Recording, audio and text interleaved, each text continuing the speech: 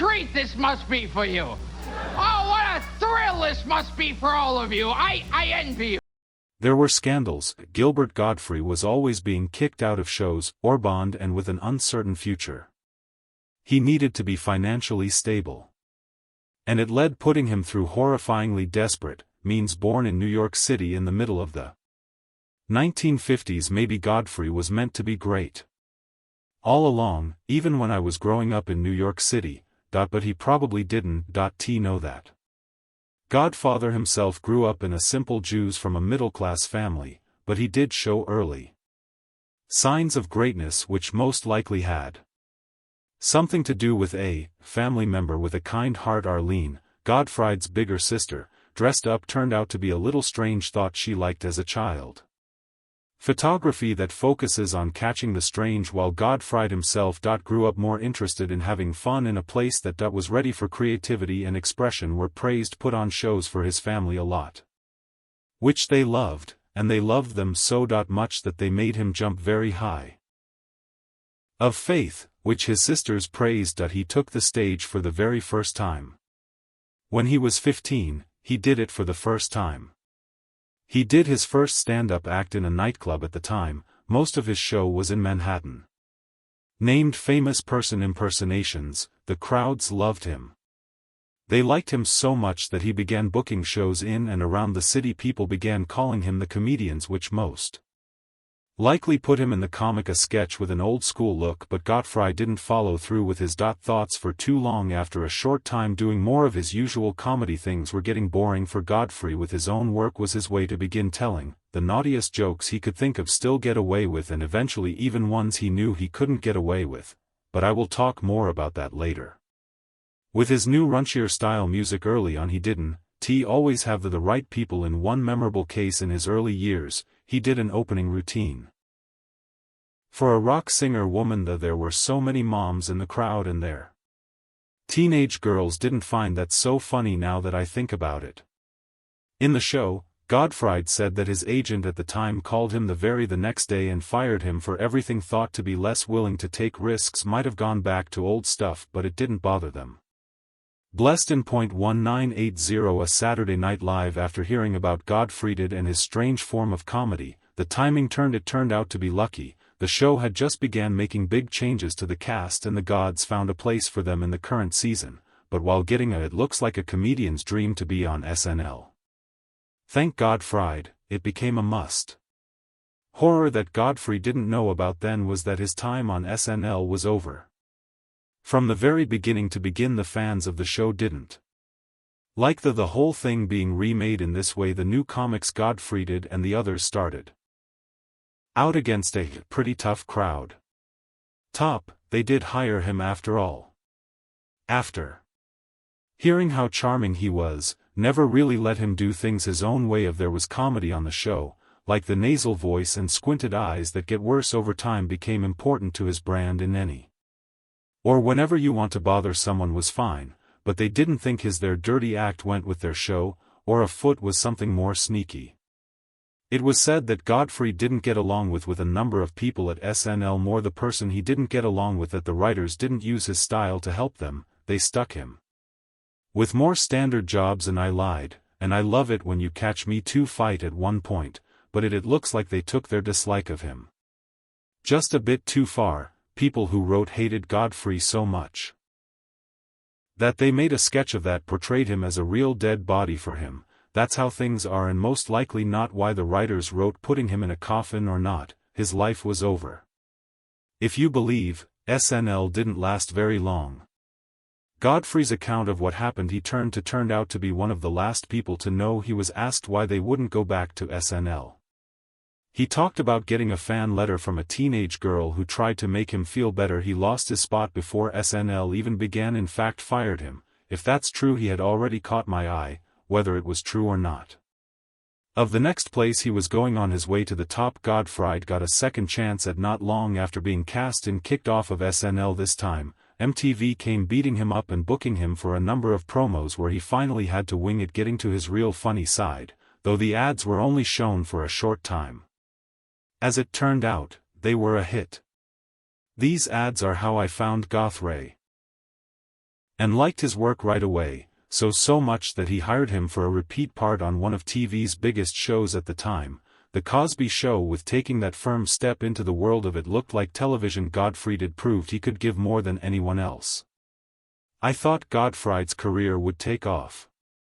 After his time with Cosby, he was in numerous TV shows and movies during the 1980s, including Thick of the Night of the Howard Stern Show and Beverly Hills Cop 2. He put his head on his improving their own style by making the nasal a tone and a squinted personality many are know about today, but of course there is no all-around good horse to success. In 1991, the Emmy Awards chose Christo Fry will give out one of the awards in the land of movies and TV shows. This shows that the Screen Group probably thought about he was a Hollywood star, and even that night, he didn't get an award. Putting one forward had its own status, or it did until Gottfried did it. When George went up to give the crowd in the studio and at home definitely thought a couple of funny jokes, maybe even a few sour ones. He gave them more than they asked for, though. As expected, it began with a nod to something that happened with another comic, Paul Rubin. Just a short time ago the Emmy show staff took Rubin in to touch him in public, where Gottfried began his journey presentation, making it seem like he was just as guilty of doing those things, and kept going over it for the full 1.5 minute length of his "I sleep a lot better now than I did before Pee Wee Herman has been caught," according to Fox News. It was hard to keep the Emmys from showing live. Things have gone badly for them. They were only able to block the show for a number of their fans. The backlash came right away, with Fox saying they would never show God again. An story in Rolling Stone says the business world pretty much banned God. After his angry speech at the Emmys, a star often loses both contracts and the chance to work. In short, no big studios or directors wanted to work together in any way that could harm the bottom line. Despite all the anger over what happened, Gottfried stuck with his work, and it's interesting that he actually became a popular choice for singing. Characters from kids' books show up in the number point, and he said parts in the Aladdin movies, House of Mouse, and even Thumbelina in the late. In the 1990s, Gottfried was on the show a lot. The old game show Hollywood Squares had famous people playing a type of tic-tac-toe game where each got the chance to slip in their jokes before they were asked questions. Gottfried was a well-liked guest, but in one scene, he took things too far. During a normal run of the show in October 1999, a number of the guests gave 4 wrong answers in a row. In answer 1, one of them yelled, "You fool." It made God laugh, and he began putting in the phrase, "You fool," every chance he got during the episode. The several other stars joined in. That really does sound pretty funny to me. Executives of the show didn't think so, but I did. I find it funny that the structure of the show was thrown off by chaos. Instead of playing more than one round in the half hour, as they always did, only played one round of the game. Officials at the show were furious that he was fired after the show.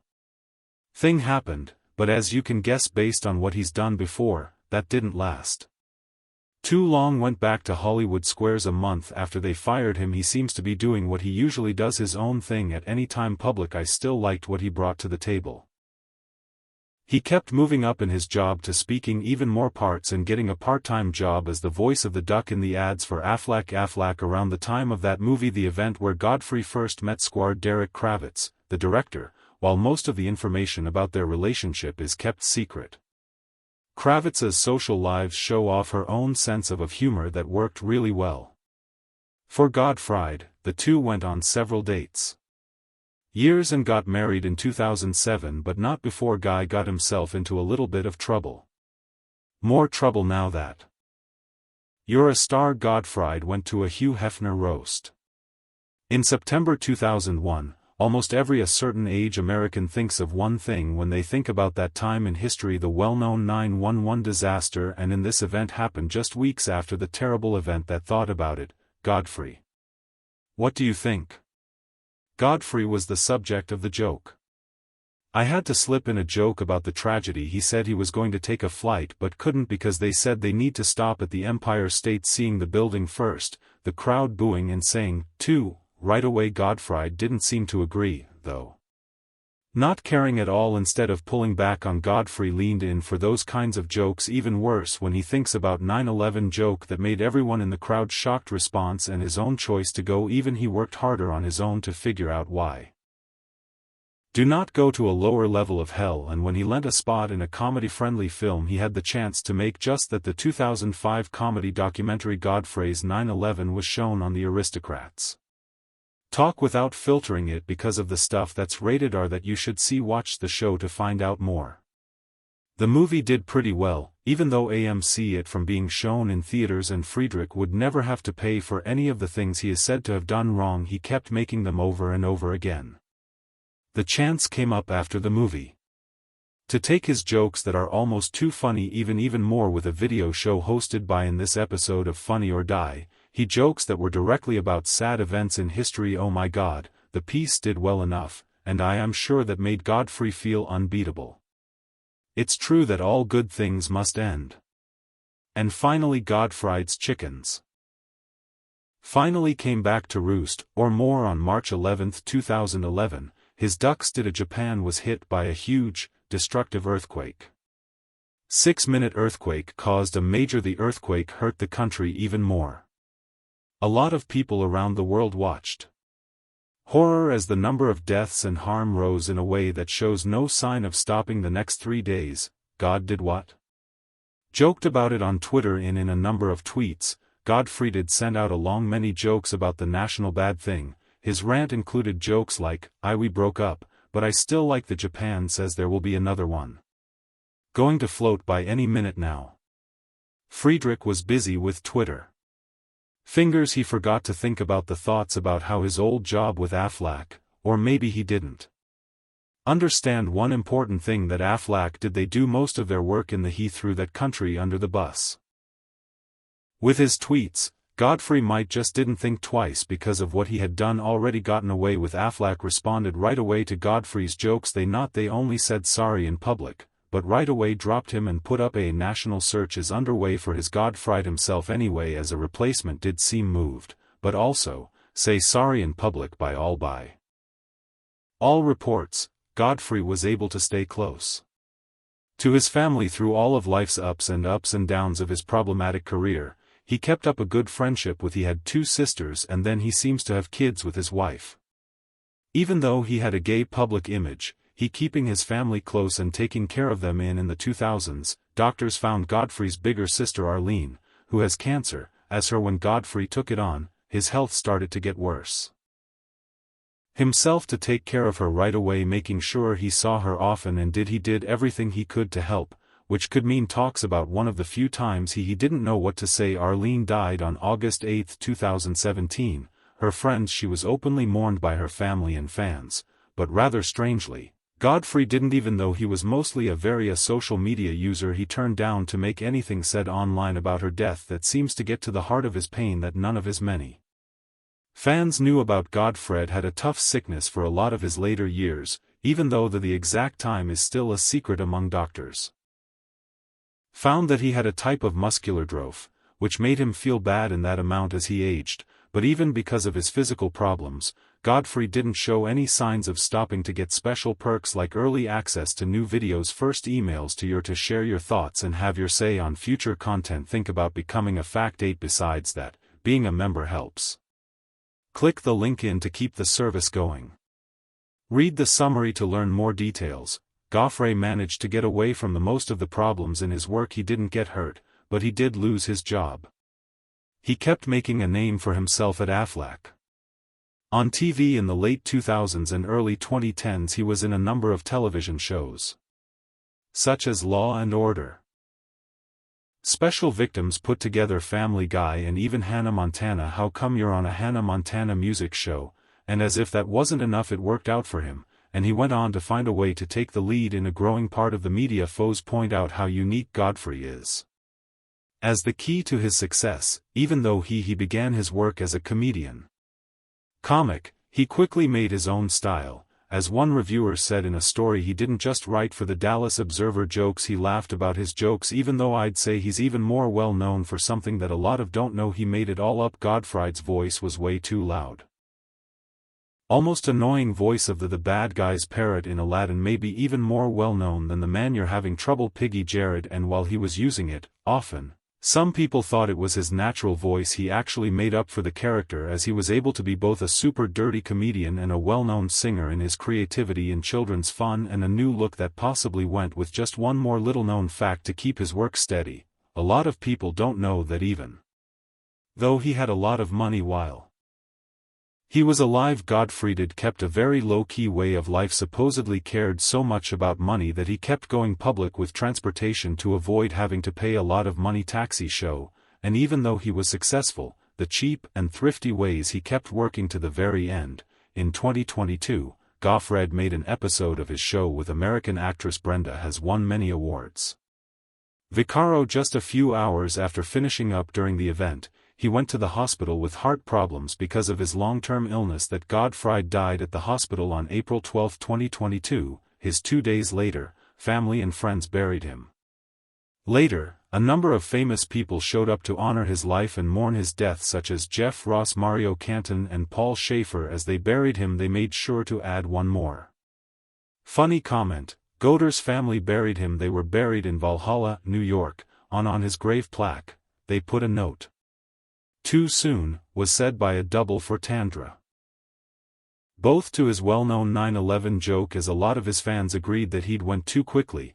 Luckily for them, the actual end of Gottfried wouldn't be the last time they heard from him was when he worked right up until his last few days on Earth. Stuff that includes Gottfried kept showing up after he were gone past, and this includes a part on Royal Crackers, which aired a year after he died, having passed away, and podcast shows that he had finished before the end of his life, but that turned out to be true. It was only the tip of the iceberg when it came.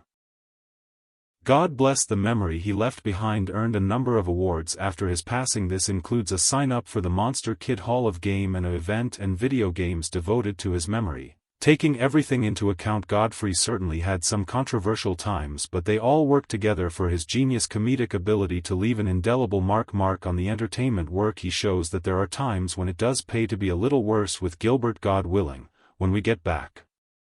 That has to be written down for us. If you like this movie of facts, click like and sign up to get more amazing stories. Want to say who we'll be talking about next? You can join our loyalty program through the link. Perks that are only available there. Your help is very important to us.